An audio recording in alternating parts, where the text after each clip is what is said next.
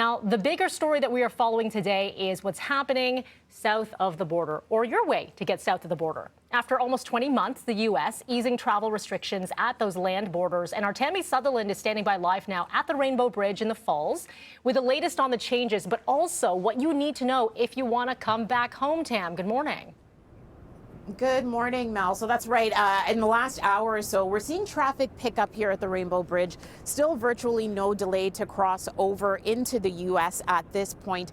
But we do know that overnight, about 11 o'clock, there were Canadians already lining up to cross over at these bridges. And as well, right now in the bridges in Quebec, a couple of them, 2 to 3 hour wait times. So here's what you need to know if you are heading to the U.S. You do need to have, of course, your basic travel documents, but also proof of vaccination. You must be double vaccinated. It has to be a vaccine that is recognized by the U.S. FDA as well as the World Health Organization. So that includes Pfizer, Moderna, as well as AstraZeneca.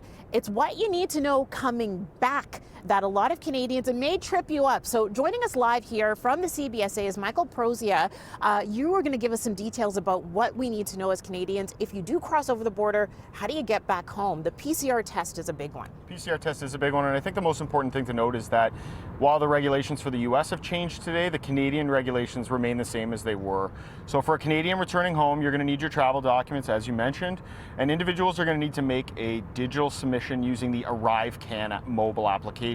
So you can get that in the Google or iOS stores, as well as there's a web portal. So individuals are going to have to submit their information in advance of traveling, which will contain health screening questions. They will upload their proof of vaccination, and they will need to do all of that in advance of arriving to the border. And then our officers here will have that information readily available when they return to expedite that crossing. You mentioned the PCR test, so individuals are going to require a pre-arrival molecular test, or PCR test, taken 72 hours before returning to Canada. So if it's a long trip in the U.S., you can get that test done in the United States. If you're doing a day trip heading into the U.S., you can have that test completed in Canada as long as it's within that 72-hour window. Okay, and the timing is very specific. It's 72 hours on the dot, no more. Correct. Okay, and so what happens to Canadians if, in fact, they do get to the border, they don't have anything uploaded, as well as they may be outside of that window for the PCR testing? So we've been seeing this throughout the pandemic. Another thing we see quite often is individuals showing up with antigen tests or rapid tests. Unfortunately, those are not permitted under the category of tests that are acceptable. In that type of an instance, we actually make a referral to our colleagues at the Public Health Agency of Canada. We have them on site at all of our ports of entry here in Southern Ontario, so we will make that referral to them. It's actually their jurisdiction to follow up on those types of things, so we will refer it to them to make any determination with regards to warnings or fines that may be issued, whatever the case may be. Will those Canadians be allowed to cross the border at all, or will they be sent back? Canadians will always have the right to enter Canada, so they will enter Canada regardless. They won't be sent back.